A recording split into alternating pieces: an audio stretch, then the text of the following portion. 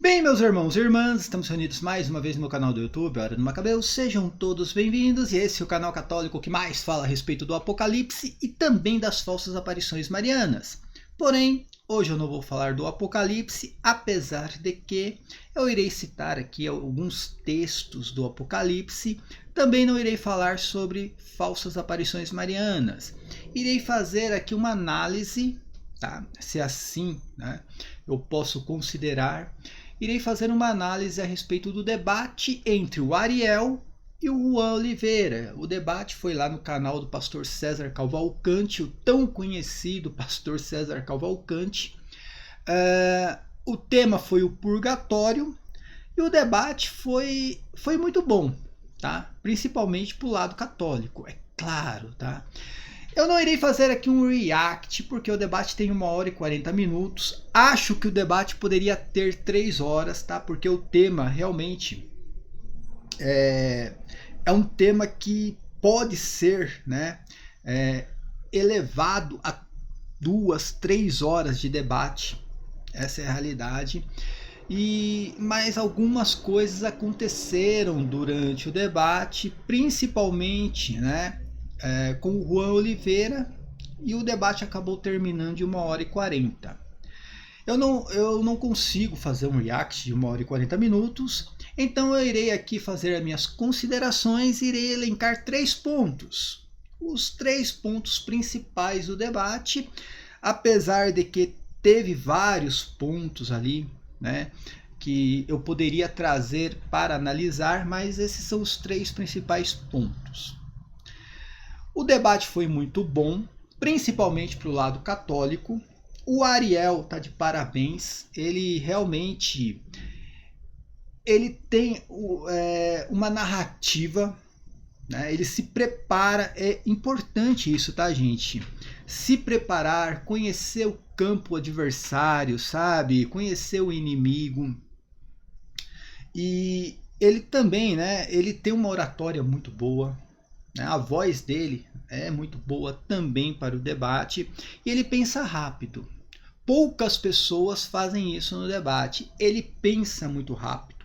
Ele consegue extrair rapidamente dos textos, apesar de que eu achei que eles usaram poucos textos bíblicos e se prenderam em alguns que, para mim, seria ali desnecessário ficar preso em alguns textos, né? Mas eu vou falar a respeito disso daqui a pouco.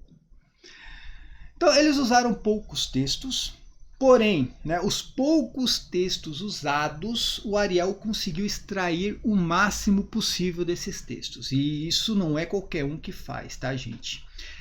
O Juan se perdeu totalmente no debate.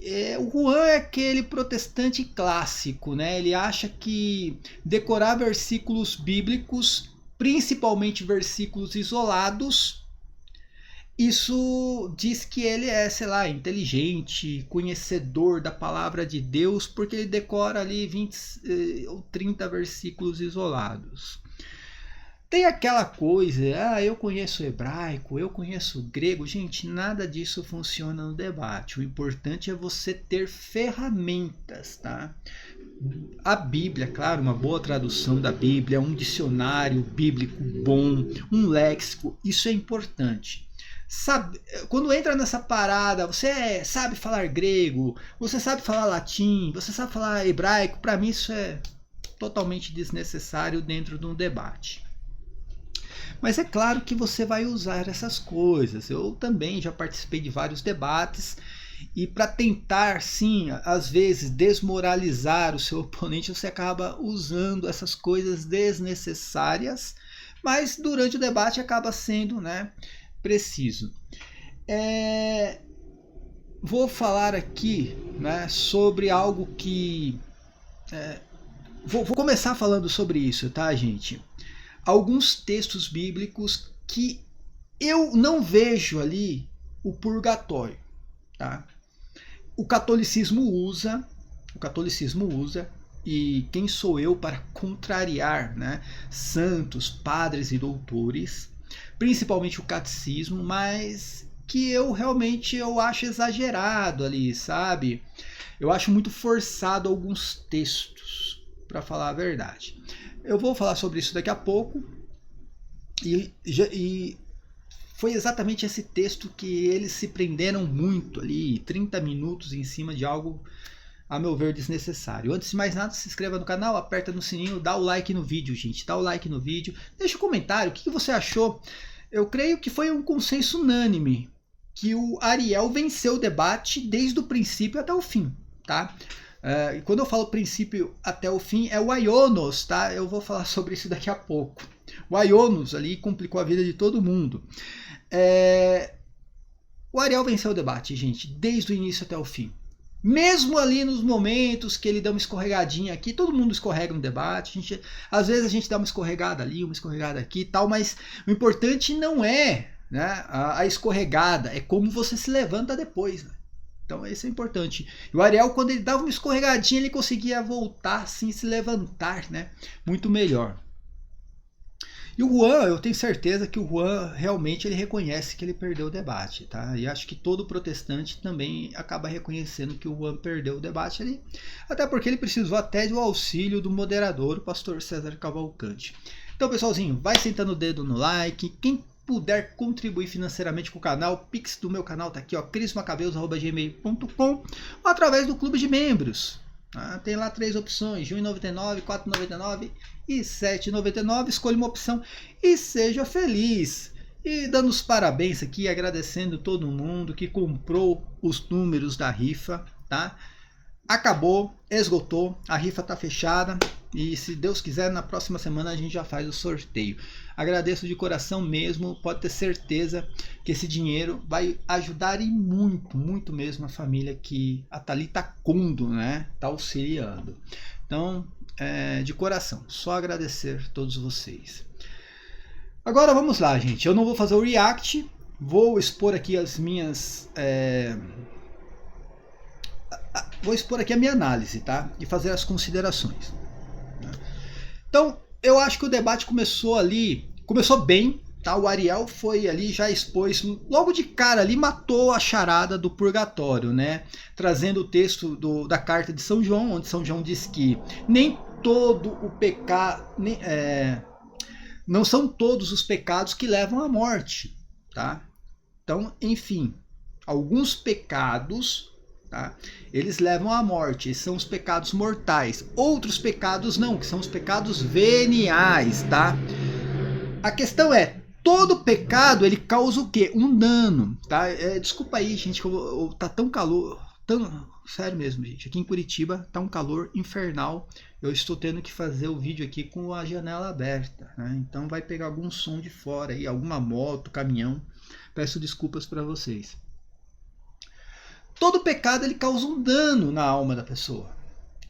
Mesmo ali você se confessando, mesmo você se arrependendo, aquele pecado causou um dano. Agora, um pecado venial tem diferença do pecado mortal. O pecado mortal te leva para o inferno. Né? Cara, é muito bem explicado isso. O pecado mortal ele causa a morte da alma. Se você termina, né, a sua vida com um pecado mortal, você está no inferno. Se você termina a vida com pecados veniais, não. Tá, gente? Esse pecado não vai te levar para o inferno, porém nada de impuro entra no reino dos céus. Então você precisa de uma purificação. Essa é a definição do purgatório. Tá? E o que o purgatório faz? Ele purifica dos danos desse pecado.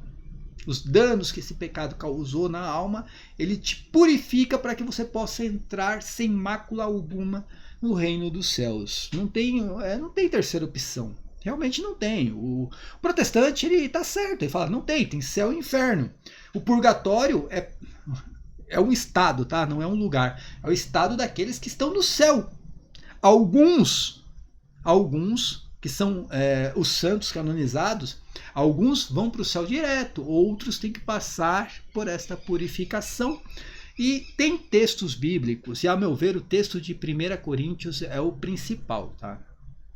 Aquele texto é o que o católico mais tem que usar, e que o Ariel usou, né? Mas acho que foi o segundo texto que ele usou.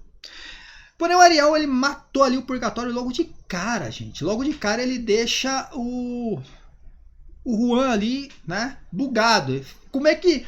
A pergunta é, o que acontece com essa pessoa que morre com pecados veniais? O que acontece com essa pessoa? Ela não vai para o inferno.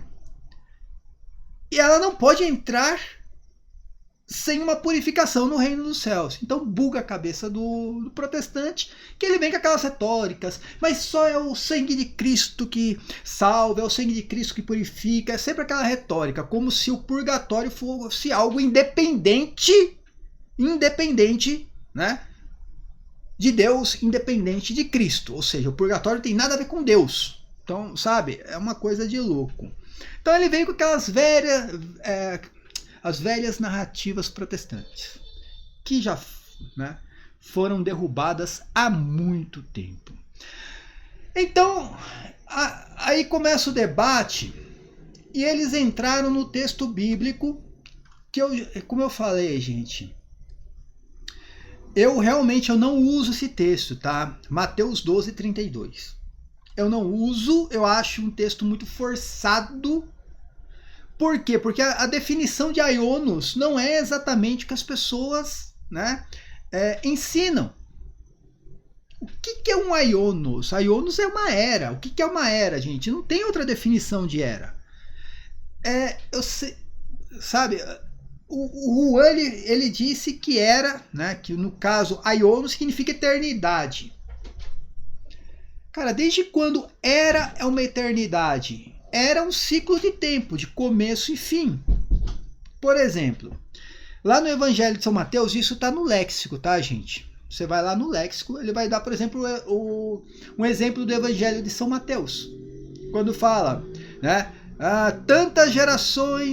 foram tantas gerações, até Abraão, depois de Abraão, até Moisés, depois de Moisés, até o cativeiro babilônico, tantas gerações. Aquilo são aionos, eras, ciclos de tempo. Tá? Então começa e termina, começa e termina. O Velho Testamento, o Novo Testamento, ou seja, a Antiga Aliança e a Nova Aliança, são aionos, tá? O primeiro aion, a Antiga Aliança, o segundo aion, a Nova Aliança, tá? E esse texto em específico, que é tão usado ali, e eu não estou aqui questionando santos que usaram o texto, tá? Eu estou falando da minha parte. Eu não uso porque eu enxergo ali a era vindoura e a era presente. Na época de Cristo, a era presente era o quê? O judaísmo. A era vindoura, o mundo vindouro, o século futuro, seria a era do cristianismo, tá? O cristianismo que toma lugar, a igreja toma lugar do que era Israel. A igreja toma o lugar do judaísmo. Então eu vejo desta maneira, quando Jesus Cristo fala ali, né? Se alguém disser alguma palavra contra o Filho do Homem, isso será perdoado, mas se alguém disser contra o Espírito Santo, isso não lhe será perdoado, nem neste mundo, nesta era, que é aionos, né? Nem nesta era, nem na era vindoura, ou seja, na era futura. Quando Jesus Cristo fala que só a blasfêmia contra o Espírito Santo não seria perdoado nem nesta era, nem na era vindoura, está falando exatamente que essa blasfêmia não seria perdoada dentro da Antiga Aliança e nem na Nova Aliança. Tá? Era um pecado mortal, tanto na Antiga Aliança como na Nova Aliança. É isso que Jesus Cristo está dizendo aqui. Então eu não uso esse texto. Mas é claro que até o catecismo menciona esse texto. E eu não estou aqui para questionar o catecismo. Agora eu acho que eles se prenderam muito aqui. Acho que foram 30 minutos debatendo esse texto e tentando definir o que é aionos ou aion. E o Juan, ele não tem nenhum entendimento do que seja o aion. Deu para perceber ali que ele não tem esse entendimento. O Ariel, ele deu umas escorregadas, a meu ver, tá? Ali a questão do Aion, mas ele voltou, ele se levanta, como eu falei. Sempre que dava uma escorregadinha, ele se levantava. Então, uma hora ele falava que o Aion era a eternidade, eu não creio nisso, tá? Que o Aion é a eternidade. Se você está falando de ciclos de tempo, por exemplo, o reino milenar. O reino milenar é um Aion. Ele tem começo e tem fim. Aion, tá? Eternidade é algo que está fora do Cronos, né? Está fora do tempo. Aí é uma outra questão. E teve momentos que o Ariel ele entrou nessa parada do Aionos ser a eternidade, depois ele conseguiu voltar, né? Como eu falei, conseguiu voltar e falar assim, não, mas é que está dentro do que é a igreja hoje. Né? Aí ele conseguiu falar exatamente isso, até porque a igreja está fora do tempo, gente. O cristianismo está fora do tempo. Nós aqui estamos dentro do tempo, né? Tempo terreno. Agora, a igreja está fora do tempo, porque a igreja está ligada, a igreja militante, padecente e triunfante, é uma coisa só. Então a igreja está fora do tempo, então a igreja está dentro desse Aionos, desse ciclo de tempo, porque um dia a igreja militante deixa de existir. Então a igreja militante está dentro do Aionos. Agora, a igreja triunfante, não. A igreja triunfante está dentro de uma eternidade, que não tem começo e não tem fim. Então, eu não posso tratar a igreja triunfante como Aion. Por quê? Não tem nem começo, não tem fim. Se você pegar o reino de Cristo, não tem começo, não tem fim. Então, esse é o entendimento que eu tenho do Aion. Né? Então, assim, começou um debate sobre Aion. O que é Aion? E ali você não ia conseguir sair daquilo, porque o Juan ele tem um entendimento meio bizarro, principalmente quando ele entra dentro da escatologia. É um entendimento totalmente bizarro, e ele tem aquela questão que é materialista, que tem o protestante. Né? O protestante, a visão dele é tudo materialista. Tem que ser tangível, tem que pegar em tudo. Né? Eles não conseguem entender o que seria algo espiritual. Então você vai falar de juízo final, para eles tudo é material, tudo é tangível, então tem que ter uma ressurreição, que os corpos vão sair do meio da terra e Jesus Cristo vai voltar no meio das nuvens, eu não entendo, com uma nave espacial. Então para eles é tudo assim, ó, é cronológico, mas de uma forma limitada ao tempo da terra. Quando você vai falar de eternidade, você não está limitado ao tempo, tá? Não está dentro do que a gente entende como tempo, Cronos, né?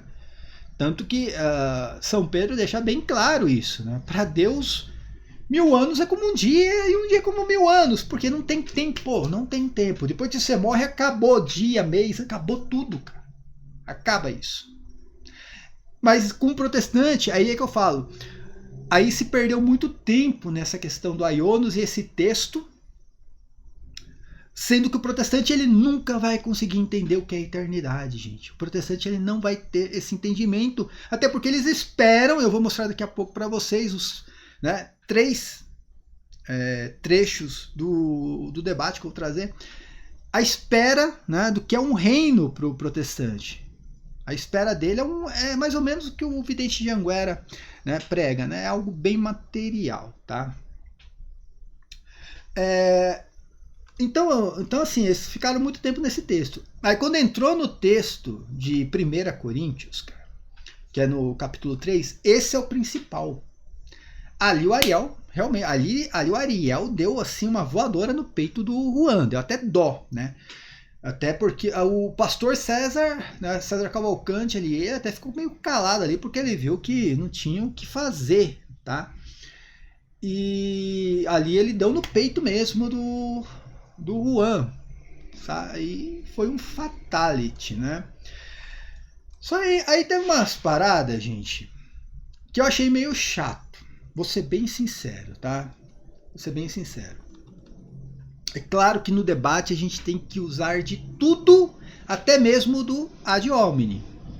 Mas ali eu achei um pouco chato. Da parte do pastor César Cavalcante, E também é algo assim que eu achei desnecessário da parte do Ariel. Tá? Vocês vão entender o porquê. Não estou criticando o Ariel, não. Ele foi excelente no debate. Mas nesse ponto em específico aqui, quando ele chegou e... como eu falei, no debate a gente usa, tá, gente? Usa. Eu achei desnecessário, mas é lógico, no debate eu né, se estou no debate, eu vejo ali que eu estou meio enroscado, acabo usando também. Ah, mas é que o Juan Oliveira tá com um computador e eu tô aqui com a minha Bíblia e com as minhas anotações. Gente, isso é desnecessário, né? Tá todo mundo usando isso. Eu vi vários vídeos das pessoas comemorando isso, né? A única pergunta que eu faço é qual que é o problema de estar usando o computador. Se eu for para um debate, gente, eu vou ter que levar meu computador, porque todas as minhas anotações estão aqui. Todas estão dentro do meu computador, cara. Ah, vou ter que citar um padre da igreja, vou ter que buscar um texto, tá aqui dentro do meu computador. Vou ter que citar o léxico, né? Vou ter que buscar o léxico online aqui, não tem jeito, cara. Então, assim, eu achei desnecessário isso. Sei que todo mundo tá comemorando ali. Ah, tá, mas ó, o Ariel, né? Pô, pegou e venceu o Juan com o computador dele. Não, podia ser o Juan com a Bíblia dele. Podia ser o Juan com o computador dele, entendeu? E, cara, realmente eu não vi nada demais nisso, tá? O Juan usar o computador, gente. E mesmo que ele tivesse usando ali, né, uma fonte de pesquisa, cara, o computador tá ali para isso mesmo, né? Hoje a gente tem essa ferramenta. Eu acho que cara, não tem problema nenhum se usar isso daí. Então, achei um pouco desnecessário, sabe? Ah, cara, não, eu tô com a Bíblia, tô aqui com as minhas anotações 10, cara, 10 mesmo, cara. Sabe? Mas agora o outro ali tá usando o computador também, tá, não tem nada demais, porque com certeza todas as anotações, né, artigos e coisas que ele escreveu estão guardados ali no computador. Então eu acho que foi desnecessário isso daí, mas não desabona em nada a atuação do Ariel, tá? Só achei que isso não... É porque vocês vão entender o porquê, tá? E aí entra na minha última parte da análise aqui, da análise fria, né, sem colocar os trechos do vídeo, que o pastor César Cavalcante acabou se utilizando disso para terminar o debate mais cedo. O pastor César Cavalcante, primeiro, ele tentou ajudar ali o Juan, também não conseguiu, porque realmente, em argumentos, o Ariel deu um show. E quando ele viu que o Juan Oliveira estava acuado, ele se utilizou desse tipo, né, de situação para terminar o debate. Tanto que ele falou, o debate partiu para um lado aí que eu não gosto, um lado meio que ad hominem, não sei se foi até esse termo que ele usou, não me lembro agora. Partiu para esse lado, é melhor a gente terminar aqui o debate. Na verdade, o pastor César Cavalcante, ele terminou o debate porque ele não queria ver mais o Juan apanhando, tá? Ele percebeu que o Juan estava perdido. O Juan sabe disso, se ele for honesto, ele faz um vídeo falando realmente estava totalmente perdido no debate, né? Então, assim, e o pastor vendo isso, tentando ajudar, não conseguindo, às vezes até atrapalhou, tá, gente? O pastor César Oliveira atrapalhou. Teve momentos ali que atrapalhou o debate. E ele acaba terminando o debate ali, só que ele precisava de um argumento, tá? Por isso que eu falei que foi desnecessário. Ele precisava de um argumento e acabou se utilizando dessa situação, né? E também da situação, se eu não estou enganado, quando o Juan quis isolar um texto, que é errado, quis isolar o texto, e aí o Ariel fala, nossa, que vergonha, e aí o pastor usou essas duas situações como um pretexto para terminar o debate que poderia ter tido mais uma hora, tá? Seria mais uma hora do Juan Oliveira apanhando, né? Aliás, ele apanha, né? Realmente ele não tem muita capacidade, gente, vamos ser bem sinceros, o Juan Oliveira ele não tem muita capacidade para debater com um católico. Aliás, gente, nenhum protestante tem capacidade de debater com um católico. Todos os debates que eu já participei, alguns debates que eu assisti, em todos, o católico venceu. Um ou outro ali, sei lá, não me lembro, eu não me lembro exatamente. Um que eu era mediador, que realmente o protestante foi melhor. Teve um debate que eu participei com Professor Ferreirinha, aquele dia lá eu não tava nem querendo debater, gente, sabe? E que realmente, naquele debate lá, eu entrei ali, ó, nem tinha me preparado pro debate. Também o professor Ferreirinha foi melhor naquele debate, né? E, enfim, nos outros não, com o Fabiano, com o Marisvan, assim, ali eu tirei de letra. Não é me gabando não, mas ali eu tirei de letra. Mas o professor Ferreirinha, eu nem tinha... Cara, eu nem fui pesquisar, pra falar a verdade, os argumentos do professor Ferreirinha. E ele pesquisou os meus, entendeu? Então, como eu falei, você não pode ir para um debate sem ter conhecimento, né, do seu inimigo. Pô, tem que fazer o reconhecimento do gramado antes. Eu não fiz isso. Fui pro debate com a cara e a coragem. E o professor Ferreirinha, pelo contrário, ele pegou e estudou os meus vídeos, né? Então, ali ele foi um pouco melhor, né? Foi melhor do que eu, tá bom? Então, dito isso, vamos para os 3 pontos, os principais, tá? Que eu cortei ali e vou trazer para vocês para fazer uma análise. Vamos lá, gente, vamos lá que eu vou... Nossa, agora tem um...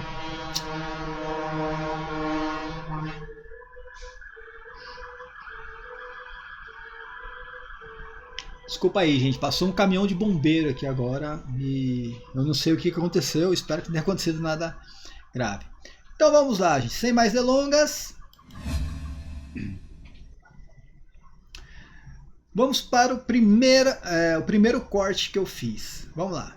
São Paulo, com certeza, no dia do juízo, chega com tudo construído como ouro e entra direto no céu. Mas se alguém constrói com palha, com essas coisas, ele é queimado pela santidade de Deus. É um ato de misericórdia de Deus. Aqui, gente, tá por volta dos 50 minutos. Aqui ele já está usando o texto de 1 Coríntios capítulo 3, que eu falei que é o principal, gente. Você quer debater sobre purgatório, vai lá, 1 Coríntios capítulo 3. Os protestantes não irão encontrar respostas e argumentos. E ele demorou muito para entrar nesse texto. E não foi culpa dele. É porque o Juan Oliveira também ficou preso no texto de Mateus 12. Os dois ficaram presos ali naquele texto de Mateus 12, sendo que, olha, podia ter partido direto para isso aqui. E esse texto é o principal. E o Juan Oliveira aqui, gente, ele vai se perder totalmente. Né? Ele vai tentar dar uma explicação aqui, gente, que sério, é o cúmulo do ridículo. Prestem atenção. Que quer que essa pessoa entre no céu, essa pessoa que tem o alicerce da salvação, essa pessoa que tem fé em Jesus Cristo, só que tem impurezas na vida dela. É um processo de purificação, um fogo purificador, como diz o profeta Daniel, que purifica o povo e faz com que ele consiga entrar em contato com Deus. Você leu o texto realmente? Porque... presta atenção. Ele trouxe o texto, ele leu e explicou. Olha só, ele pegou um texto bíblico dentro do contexto, não um versículo isolado. Ele leu o contexto todo, o Ariel, e ele trouxe a explicação. E depois você vê que ele vai trazer até a explicação de padres, santos e doutores sobre esse texto. Então não é uma explicação da cabeça do Ariel. E o Juan Oliveira, ele fica sem argumentos. Ele buga. E ele vai tentar encontrar um argumento no fígado. Sério, preste atenção aqui nesse argumento, o ridículo que foi. E quem está sendo avaliado aqui, a pessoa ou a obra? A resposta do Juan Oliveira foi: quem está sendo avaliado aqui, a pessoa ou a obra? É a mesma coisa assim, gente, olha, vamos lá, eu fui lá, assaltei um banco. Tá? Eu assaltei um banco e acabei roubando lá, sei lá, milhões. Quem vai ser preso? Quem cometeu o ato ou o ato? Entendeu? É o Cris Macabeus, né? Quem vai ser preso e pagar pelo crime ou simplesmente vai pegar o ato, a obra e prender a obra. Cara, não faz sentido nenhum isso aqui que o Juan tá falando, gente. É claro que tá dentro da obra. É claro que a obra boa, obra má, né? É claro que está sendo avaliado o quê? A obra da pessoa. Mas quem vai pagar a pena é É a pessoa, gente. É a pessoa. A pessoa. Mostra.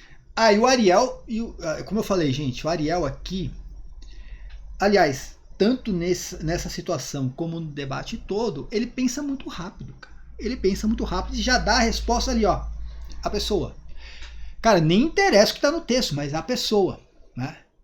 E aí buga mais a cabeça do Juan. Prestem atenção. Pra mim. Tá aqui, ó. Que no dia do juízo, o fogo revelará a obra de cada um. Se a obra que alguém construiu permanece, É a obra que tá receberá sendo a avaliada. recompensa. Claro, mas a obra é de quem? Não, mas Você entendeu? O Juan tá trazendo um argumento infantil. Mas é a obra que está sendo julgada. É lógico que é a obra. Todos nós seremos julgados. Eu não estou entrando nessa questão do juízo universal e o juízo particular. Mas todos nós seremos julgados segundo as nossas obras. Segundo aquilo que fizemos quando nós estávamos ainda neste corpo. Então é segundo as obras. Agora, quem vai pagar a pena é a pessoa, não a obra. Entende? Você vai o que? Ser purificado daquilo. a obra que está sendo avaliada, não a pessoa. Mas é uma obra aqui está abandonada? falando de Garladão. E além do que, aqui está falando do dia. Novamente caindo lá no Mateus, lá é o dia depois da parousia.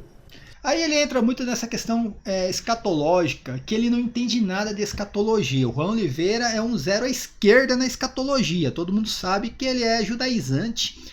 Ele idolatra Israel, né? Ele idolatra Israel. Ele é um idólatra de Israel, de Jerusalém, da antiga aliança. Todo mundo sabe que o desejo dele é que realmente se reconstrua um terceiro templo, para que ele possa ir lá sacrificar uma vaca vermelha dentro desse templo, entendeu? Então ele está preso a uma idolatria dos antigos, do Antigo Testamento ainda. Então tudo ele leva para algo escatológico. Só que, entenda, aqui o Ariel está correto, meu. Quando você fala de escatologia, no sentido de juízo final, né? A volta de Cristo, está falando de algo que está fora do tempo. Você não pode medir a eternidade dentro do tempo humano. E o Juan, ele não tem esse entendimento, ele não é uma pessoa espiritual, ele não consegue, né, definir o que é a eternidade, ele não consegue definir o que são os eventos escatológicos, ele faz uma salada de frutas, tanto que tem uma hora que ele vai falar do arrebatamento no sentido de pré-tribulacionismo. E o Ariel, ele pega. Ariel sacou, ele sabe que ele é pré-tribulacionista, mata a charada ali com a ressurreição dos mortos, e aí ele acaba esquecendo a parada do pré-tribulacionismo, né? Ele viu que ele falou uma besteira e acaba, né, jogando isso para escanteio. Certo? Aqui tá falando de... Não, isso aqui é o momento da parousia, é o momento do juízo. Então, mas depois do juízo, não há que se falar em purgatório. Não, mas é esse momento de encontrar Deus que vem na carta aos Hebreus. Como Aí é que tá, aí você vê, aí você tem uma pessoa falando da eternidade fora do tempo e um cabra achando que no reino dos céus, por exemplo, tem dia, noite, meses, anos, entende? Olha a diferença do católico para um protestante. Ele acha que no reino, neste momento, no reino dos céus tem dia, mês, ano, né? Sabe, tem tempo, 24 horas, enfim, é isso. Sendo que não tem, gente, está fora do cronos, está fora do tempo. Você está falando de algo eterno, que não tem começo e nem fim. Então quando se fala de juízo, você não consegue definir o tempo da humanidade para isso. Até porque por isso que quando você já morre, você já entra em juízo. Você não vai, senão não faria sentido nenhum. Você iria realmente ter que esperar toda a humanidade morrer, acabar a humanidade, para que aí sim viesse algum tipo de juízo. Aí os mortalistas ali da alma, como o Lucas Manzoli, eles estariam certos. Tá? Mas não, é que quando, a partir do momento que você deixa esse mundo, acabou o tempo. Você não tem cronologia nisso daí, não. Quem interpreta a carta aos Hebreus? Então, que diz que a pessoa morre e depois não, é o eu juízo. te fiz uma pergunta. Você acabou de falar. Eu perguntei, quem está sendo avaliado, a pessoa ou as obras? Você é a pessoa. Então, você percebeu? Obras não tem como ser avaliadas. As obras não são avaliadas sem a pessoa. Sem aquele, né, que cometeu as obras. Não tem como avaliar obras. Você vai avaliar as pessoas através de suas obras. Aqui está colocando como se o texto estivesse falando de obras, como se estivesse escanteando pessoas. Ó, quem vai pagar a pena? A obra. Cara, não faz sentido nenhum isso. Não tem sentido nenhum. Eu fui lá e leu. É como e se alguém se visse esse debate aqui. É como se alguém visse esse debate aqui e falasse assim: não, eu estou avaliando as palavras do Juan ou o Juan? Ali ele matou a pau. Aqui acabou. Você percebeu? É como se alguém estivesse vendo esse debate e estivesse analisando o quê? O Juan ou as palavras do Juan? É o Juan. É o Juan. Quem tem que ser analisado é o Juan. As palavras não são animadas sem o Juan. Entende? Cara, totalmente bizarro isso aqui. Foi bizarro mesmo. Esse tipo de argumentação aqui foi bizarro, tá? Então esse é o primeiro ponto. Como eu falei, eu acho que esse texto aqui deveria ser o primeiro texto. Eu acho que o Ariel deveria ter usado esse texto em primeiro lugar, porque esse texto aqui acaba, o protestante não tem argumentos para o texto de 1 Coríntios capítulo 3. Ali é muito claro. Fala ali, né, lógico, faz uma alusão, né, ao ouro, a prata, a palha, com obras, né? Então fala, aquele que tem, né, as suas obras são de ouro, vai direto para o reino dos céus. Aqueles que não, vai direto para o inferno, mas tem aqueles, né, que precisam o quê? De uma purificação para entrar no reino. Precisa ser queimado ali para poder... Aí passou através do fogo, aí sim é salvo. Então o texto é muito claro, né? Vamos lá para o segundo ponto, tá, gente? Eu nunca quero ser parcial. Inclusive... Aqui foi um dos momentos ali, eu acho constrangedor. Tá? Se o pastor... É claro, gente, ele é pastor. Aqui a gente está falando do pastor César Cavalcante. É claro que ele vai tentar ali, né, puxar o debate para o lado protestante. É claro, ele é protestante, gente. Então ele não tem que se intrometer. A todo momento ali, quando ele percebeu que o Juan Oliveira estava bugado, ele começou a se intrometer no debate. Um ponto para você na outra discussão do Aion. Mas agora ele te refutou com o próprio Orígenes. Aqui, gente, o que o Ariel fez? Ele pegou um texto de Orígenes, interpretando o texto de 1 Coríntios capítulo 3. E o texto, né, que ele pegou ali, tá, traz exatamente a explicação que nós católicos fazemos hoje. Então ele está mostrando aos padres da igreja, lá nos primeiros séculos, eles tinham a mesma interpretação desse texto aqui. Que ali estava falando de uma purificação, né, daqueles que cometeram pecados veniais, claro, essa purificação dos danos desses pecados antes de entrar no reino dos céus. E ali o Juan, ele como bom protestante, ele se apega muito nos termos. Aí eu quero saber onde tem tipo purgatório na Bíblia. Gente, não precisa ter o termo purgatório, precisa ter o conceito do purgatório. O texto ali do padre da igreja, né, dos padres da igreja, os textos que o Ariel trouxe ali. Onde está falando de purgatório aí? Não, naquela época talvez não se usava o termo, mas o conceito estava ali. O conceito era muito claro, né, no pensamento. E vamos lá, gente, o conceito do purgatório já era um ensinamento dentro do judaísmo. Isso é muito claro, tá? O judaísmo, ele já... Não quer dizer que eles acreditavam no purgatório como nós acreditamos hoje. Não é isso, tá? Mas eles acreditavam sim numa purificação mesmo depois da morte. Eles acreditavam nisso, tá? Porque o Orígenes, pelo que eu entendi, você citou o Orígenes, citou textos longos do Orígenes. Sim, sim. Eu já conhecia essa citação. E eu não tinha me atentado de que o Orígenes está falando disso para o juízo final. E se é no juízo final, é óbvio que é para depois da volta de Cristo. Mas... Aí é que tá, gente. Aí é que tá, velho. Essas pessoas, eles estão trazendo a questão do juízo final meramente para uma volta de Cristo, tá? Tem muita coisa na questão do juízo final. Então, então eles estão trazendo essa ideia sempre assim, mas é para depois da volta de Cristo. Cara, não existe uma cronologia dentro do tempo mundano para isso. Cara. Tanto que São Paulo fala ali, num piscar de olhos, né? Num piscar ali, é que vai acontecer a transformação corporal. Então é algo, prestem atenção, gente, é algo que, humanamente falando, a gente não vai conseguir observar. É algo que os olhos humanos não entendem.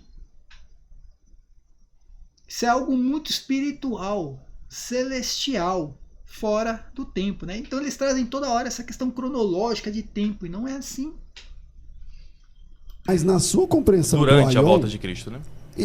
A partir do momento que ele volta. Isso. Não agora.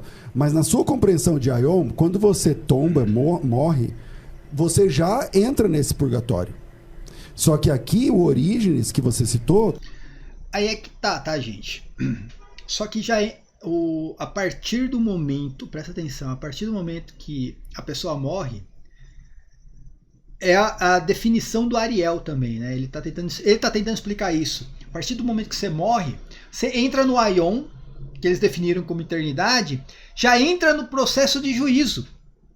Entende? Você já entra nesse processo do juízo a partir do momento que você morre.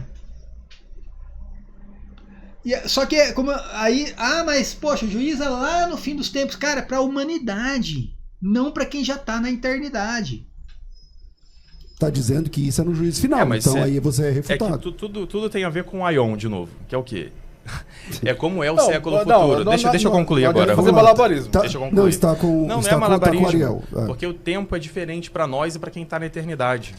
Então, isso é verdade. É só assim que a gente consegue conciliar todos esses textos, inclusive os de Orígenes, como a gente acabou de ler, ele reconhece que tem um fogo que purifica, né, essa madeira e tudo mais, e os textos da própria Escritura, que Hebreus diz isso, o homem morre e depois vem o juízo.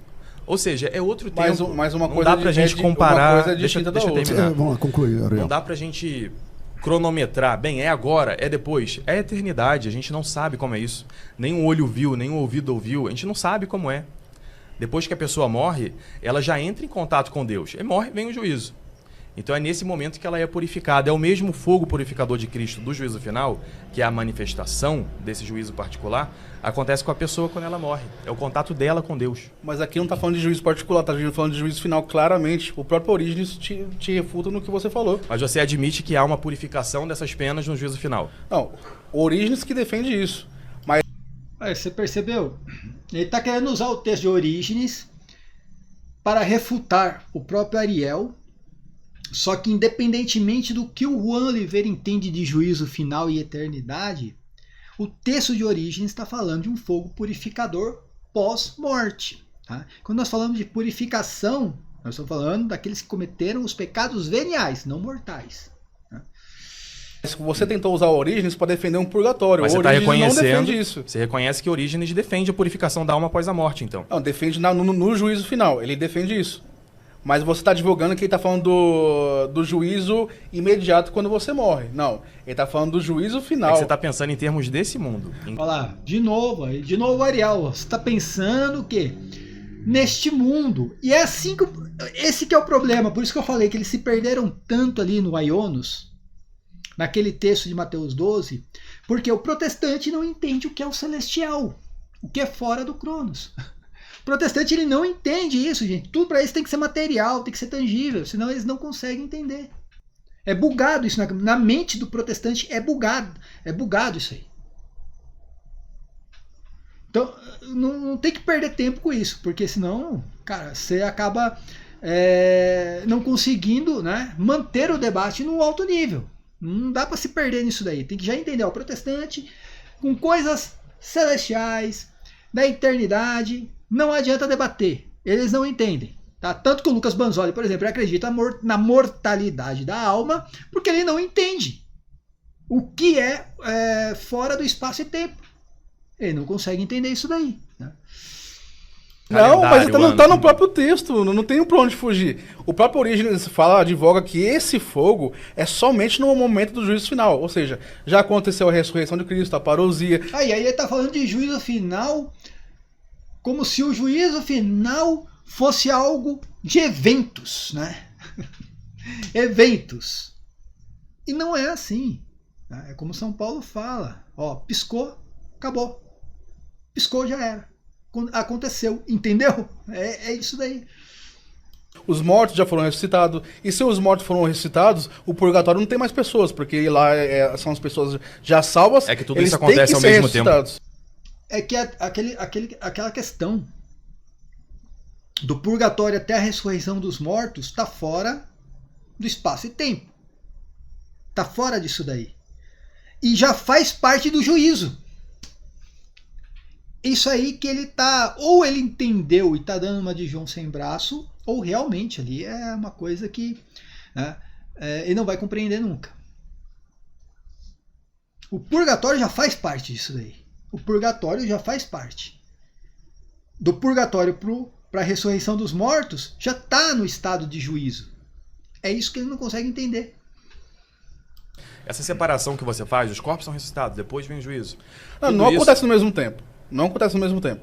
A parousia acontece... Se não acontece ao mesmo tempo, o texto de João que diz que no fim dos tempos o Filho do Homem retornará, uns ressuscitarão para a vida eterna e outros para a condenação eterna, estaria errado. Então, mas você... O texto de Hebreus também. Você tem que fazer... não pegar só um texto isolado, mas fazer um contexto com os... Aqui é interessante, porque perceba que o Juan Oliveira fala assim, ó, você não pode pegar um texto isolado, só que ele vai isolar o texto daqui a pouco. Ele não usa aquilo que ele está defendendo. Olha só que interessante. Daqui a pouco ele vai isolar um texto. Outros textos. Mas eu citei 2 textos agora. O primeiro vem a parousia, a volta de Cristo. Aí ele vem para reinar onde? Em Israel. Aqui, realmente, esse é o segundo ponto, tá, gente? Aqui que eu queria chegar. Preste atenção. Ele vai reinar em Israel. Cara, de onde o protestante tira essa porcaria? Qual texto bíblico diz que Jesus Cristo vai voltar para reinar em Israel? Isso aqui, a idolatria, isso aqui é idolatria, tá, gente? A Israel, a Jerusalém, ao judaísmo, à antiga aliança. Essas pessoas, elas não conseguem se libertar da antiga aliança. Presta atenção no texto que ele vai usar. Que é o seu governo terreno, durante 1000 anos.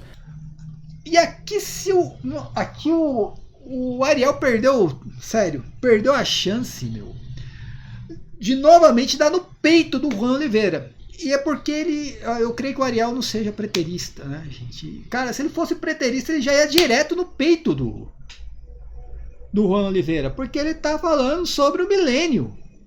Está falando sobre o milenarismo, heresia, né? Heresia do milenarismo, que Jesus Cristo vai reinar 1000 anos aqui em Israel. De onde o cara tira isso, gente? Prestem atenção. Aí Apocalipse vai dizer que, de passados 1000 anos, ele vem com o juízo do trono branco. Esse é o juízo final. A questão é que o texto, vou até colocar aqui para vocês.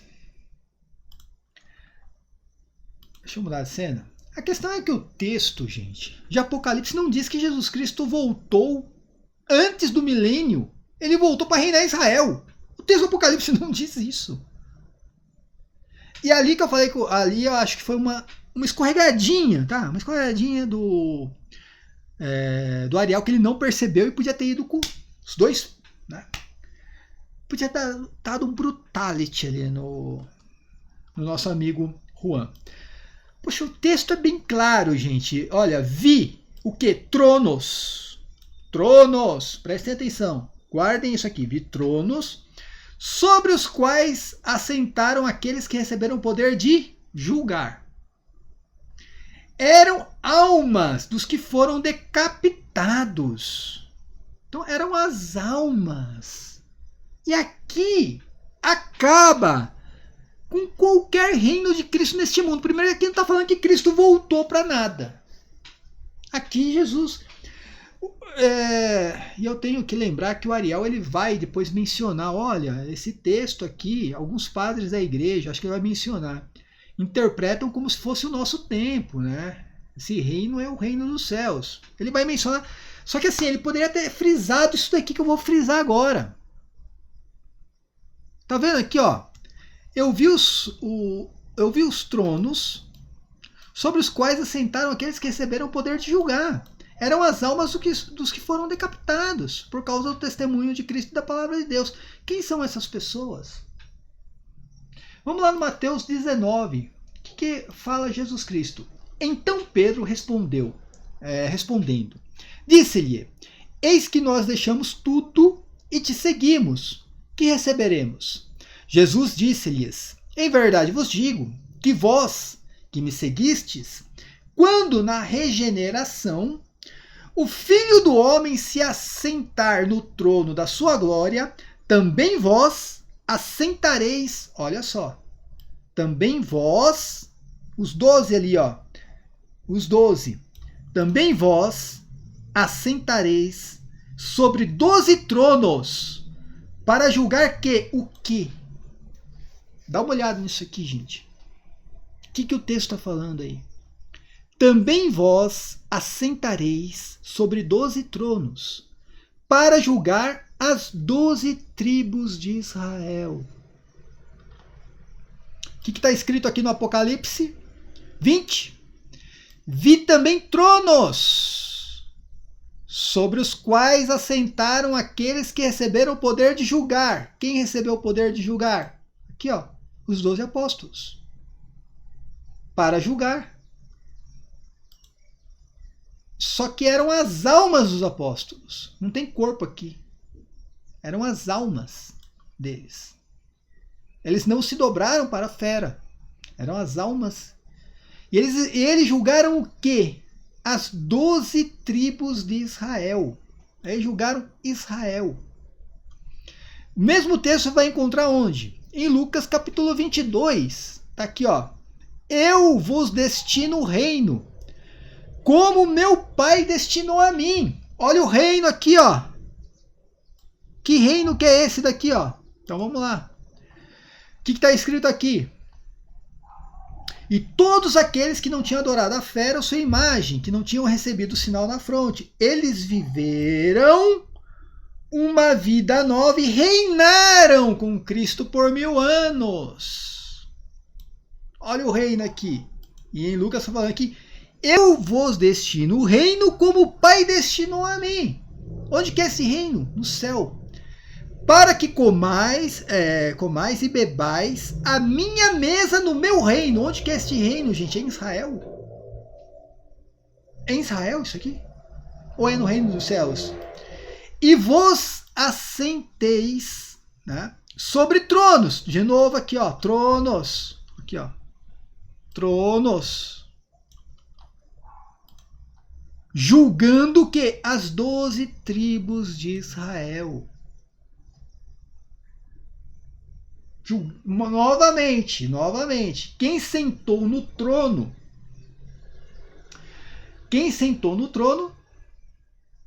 Os 12 apóstolos. Aqui são os tronos que os apóstolos sentaram, que receberam o poder de julgar. E quem eles julgaram? As 12 tribos de Israel. O que significa as 12 tribos de Israel? Significa Israel. E quando é que Israel foi julgada, gente? Quando que Israel foi julgada? Essa é a pergunta que eu faço para o Juan. Né? Essa é a pergunta que eu faço para qualquer protestante. Quando Israel foi julgada? Quando foi destruída. Quando Israel foi destruído. Quando o templo foi destruído. Foi julgado. Condenou o quê? A prostituta. Foi julgada. Está aqui no próprio livro do Apocalipse. Capítulo 7, capítulo 14. Deixa eu... Peraí. Tá aqui, ó. No capítulo 7 vai falar isso. Depois disso vi 4 anjos que se conservavam em pé nos 4 cantos da Terra. Terra aqui não é planeta Terra, mais uma vez. Território de Israel. Detendo os 4 ventos da terra. Território de Israel. Para que nenhum vento soprasse sobre a terra ou sobre o mar. Mar é o quê? O mundo. Ou sobre árvore alguma. Quem são as árvores? Tá, a gente já explicou isso aqui. Né? As árvores são os justos em Israel, tá? Mas enfim, não vou fazer essa exegese agora. Vi ainda outro anjo subir do Oriente, trazer o selo de Deus vivo, e pôs-se a clamar com voz retumbante aos 4 anjos, aos quais foram dados danificar a terra e o mar. E não danifiqueis a terra nem o mar, nem as árvores, até que tenhamos, olha aqui, ó, o juízo aqui, gente, ó. Até que tenhamos assinalados os servos de nosso Deus em suas frontes. E quem são esses servos? Não era para danificar nem a terra nem o mar, até que... Tá aqui, ó. São as tribos de Israel. Tá aqui. Ouvi então o número dos assinalados. 144.000 assinalados de toda a tribo dos filhos de Israel. O juízo era contra Israel. Tá aqui.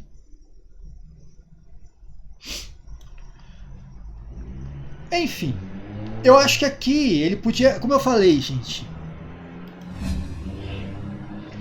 é que o Ariel, ele realmente, eu não sei qual a visão escatológica dele, eu tenho certeza que ele não é preterista. Se ele fosse preterista, ele tinha matado aqui, ó, dado um brutality no Juan agora, e o pastor César Oliveira já tinha acabado aqui o debate aqui, quando ele falou essa besteira de que Jesus iria reinar 1000 anos, né, em Israel. E usa o texto de Apocalipse 20, quando Apocalipse 20 está falando o quê? De um reino no céu. De tronos no céu. As almas dos apóstolos julgando quem? A prostituta Israel, durante as tribulações que aconteceram no ano 70. E agora vamos para o último corte. Como eu falei, 3 pontos, a meu ver, os principais, tá? Que eu guardei aqui para vocês, tá bom? Vamos lá.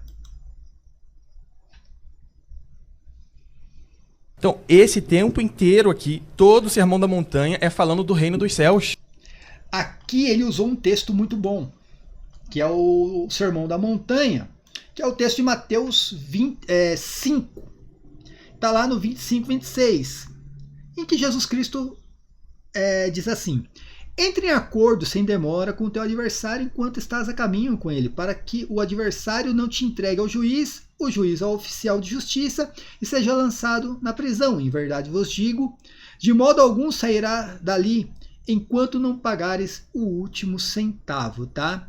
O texto inteiro fala sobre dar uma oferta, né? Antes de dar uma oferta, se reconcilie com seu irmão. Mais ou menos assim, eu não vou lembrar o texto inteiro agora, tá? Entre em reconciliação com seu irmão. Se não, aí entra nesse texto aqui, que eu acabei de ler, sobre, se não, vai te entregar ao juiz, o juiz vai te colocar na prisão.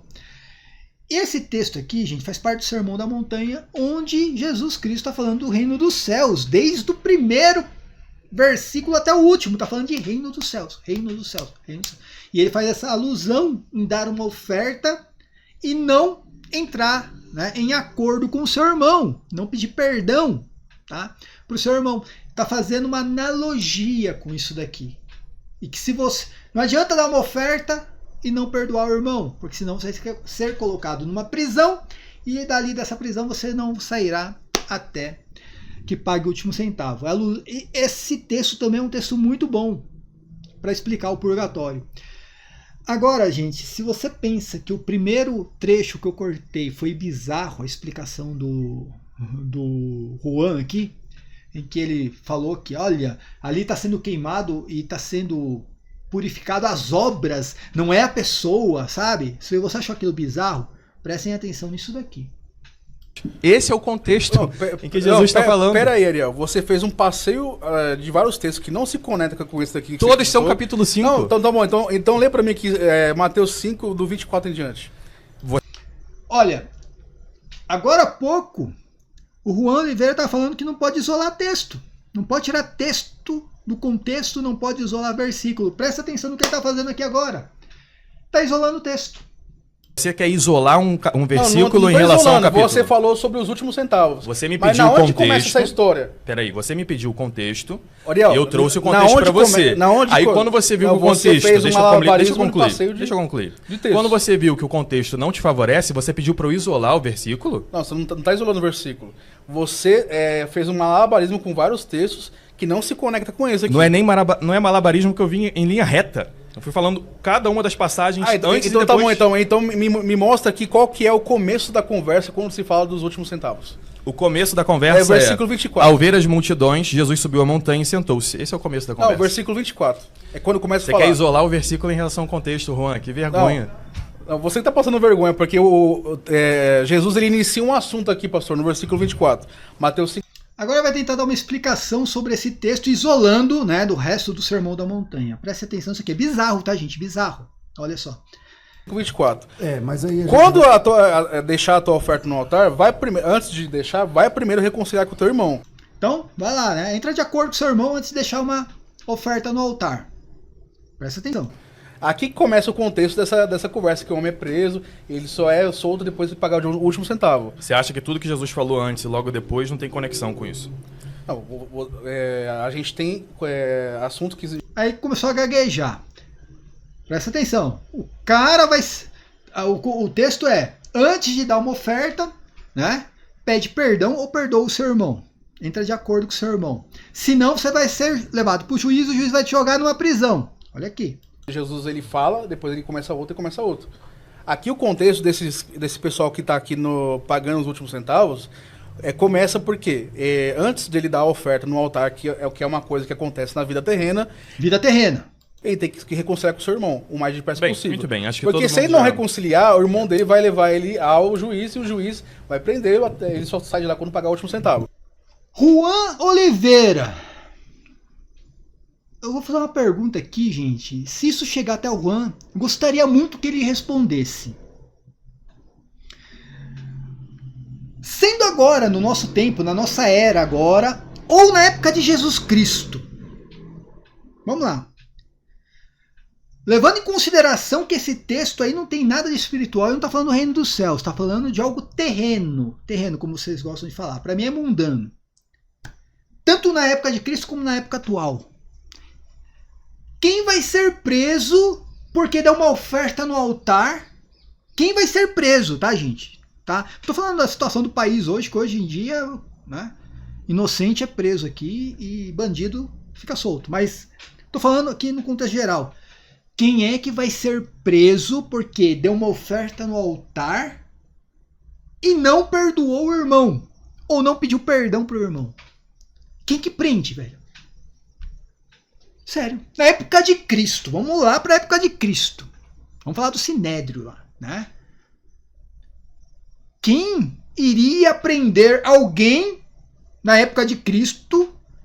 Quem iria prender alguém simplesmente porque essa pessoa fez uma doação no altar, mas não entrou em acordo com o seu irmão? Cara, que bizarro foi isso aqui, gente. É bizarro, bizarro. Então, aqui acabou o debate. Aí, o pastor César Cavalcante entrou no meio e acabou... Prestem atenção, o pastor César Cavalcante falou que o Juan estava com a razão. Que nesse caso o Juan estava com a razão. Que realmente alguém na época de Cristo iria ser preso, colocado na prisão, né? Na prisão, porque simplesmente deu uma oferta no altar e não pediu perdão pro amiguinho. Então vai lá pra prisão, vai ficar preso lá até pagar o último centavo. Então esse foi o nível do debate. E depois disso aqui, aí o pastor César Cavalcante, tá, deixa eu mudar a cena aqui, já tô terminando para não ficar muito longo. O pastor César Cavalcante terminou o debate, inventou ali, né, arrumou um pretexto de que eu acho que eu não sei eu não me lembro as palavras agora, disse que o Ariel usou ad hominem, alguma coisa nesse sentido aí, e ficou meio chato o debate, ele preferiu terminar ali. Não, Pastor César Cavalcante, você terminou o debate porque o Juan estava tomando uma surra. Uma surra. Estava bugado, não conseguiu usar um argumento para rebater os argumentos do Ariel. Você percebendo isso, você preferiu terminar o debate, que poderia ter mais 1 hora esse debate. Tem outros textos aqui que não foram usados. Poderia ter mais 1 hora, tá? Então esses foram os principais pontos, tá, gente? Teve vários, mas, né, que eu classifiquei aqui, esses foram os principais pontos para que, né, para serem analisados aqui no debate, tá? Eu achei muito bom o debate. Ariel, mais uma vez, está de parabéns, né? Cara, ele ganhou o debate do começo ao fim, já falei. Não teve nenhum momento, ele se sentiu intimidado pelo Juan Oliveira. O Juan Oliveira não conseguiu responder uma pergunta, usar um argumento, não conseguiu colocar ele em xeque, nada, sabe? E até nesses pequenos momentos, tá, gente? Entende o que eu tô falando, que aí depois o pessoal vai falar assim, não, que você tá criticando o Ariel. Não, tô falando pequenos momentos que a gente dá mesmo, debate. Uma escorregadinha ali, uma escorregadinha aqui, né? Isso, cara, eu já participei de debate, eu sei que é isso. Você escorrega ali, escorrega aqui, mas neste momento o cara consegue se levantar melhor do que, né, quando ele escorregou. Ele consegue lá buscar uma alternativa e se levantar melhor, tá? E foi assim o debate. Parabéns pro Ariel. E o Juan Oliveira sabe que ele perdeu o debate. O pastor César Cavalcante sabe que o Juan perdeu o debate. Todos os protestantes aí, eles sabem que o Juan Oliveira perdeu o debate, tá bom? Paz e bem a todos. Até a próxima. Amém.